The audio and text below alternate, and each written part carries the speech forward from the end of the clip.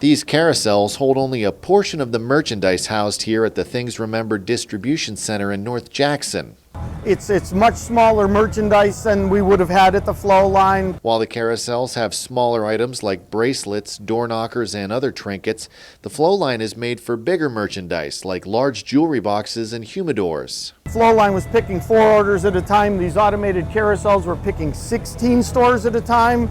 So per labor hour or per man hour, the teammates are actually picking north of 400 pieces an hour. The warehouse currently houses about $11 million worth of inventory.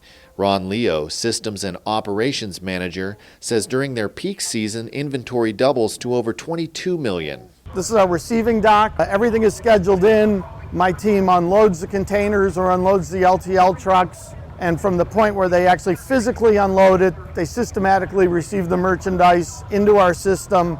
And then my quality control team takes over and actually does inbound inspection to the spec and samples that everything's as we expected. Peak season for the company is from September to December. When it's at its heaviest, there's merchandise constantly in all these painted lanes on the receiving dock. This is just the lull before the storm. But Associate Vice President Brett Dixon says they also have another season. Mother's Day, Father's Day, graduation, Valentine's Day, that kind of thing. We call that second season that we just left. With the busiest season approaching, the company will hold a job fair on August 19th to get prepared for the holidays. We go from about 230 people in the building right now to over 1,000. If they get hired in for the Christmas season, they could be here for September through December. This year we had folks come back in March.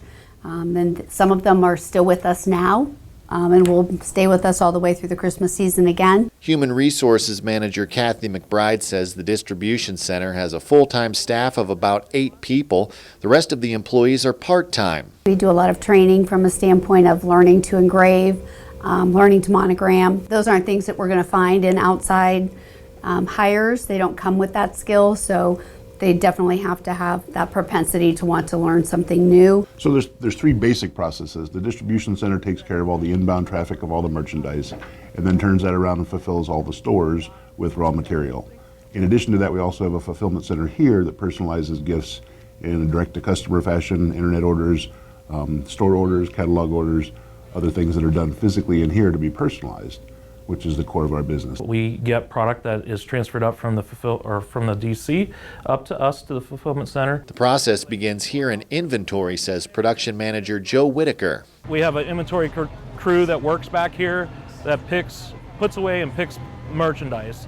So they'll look at the work order. Everything starts with a work order, and it tells you what location to go to the rack to pull something from. They pull it off the rack, match it up to the work order, and it goes on a cart to be taken out to the floor to be produced. The production floor is split depending on the type of product and method of personalization. Teammates will run 1 to 2 engraving machines at a time, depending on what they're personalizing. They're also responsible for production goals and quality goals. In the hardline side, we try to have 9 units per hour that they want to achieve. On the softline side, we want to do 6 units per hour. Whitaker says glass is one of the longest engraving processes. Another method is the use of laser technology. We have 6 laser machines, and it's a growing part of our business. We're getting into a lot of wood items. Production also includes a soft line area. Soft lines are anything that is sewn. So it's anywhere from our throws that we do a lot of business with to kids items, but we focus a lot on soft lines in the stores in the last couple of years. This summer, the center celebrates their 20-year anniversary. Since opening, Whitaker says the company has made strides as far as updating processes and procedures in the warehouse, like their new Box on Demand project. We are actually making right-size boxes for our product, save money on our freight expenses. The final piece of Things Remembered is the call center. The center has 37 full-time employees year-round, but that number jumps to over 100 during the fourth quarter. We're primarily an inbound call center, so we service our customers shopping at thingsremembered.com. We also service our stores.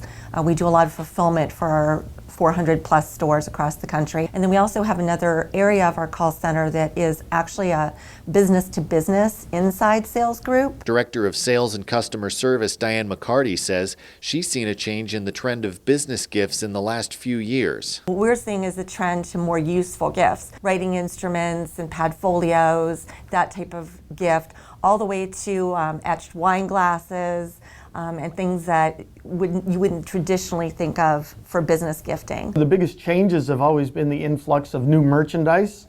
We're constantly having to weed out the old and bring in the new, and from a business perspective, we bring in somewhere approximately like 300 new items in the spring and 300 new items in the fall, and that's always to drive new business to the web and drive footsteps into our stores. You can read the story behind the video in the mid-July issue of the Business Journal. Click the subscribe tab to order your copy today.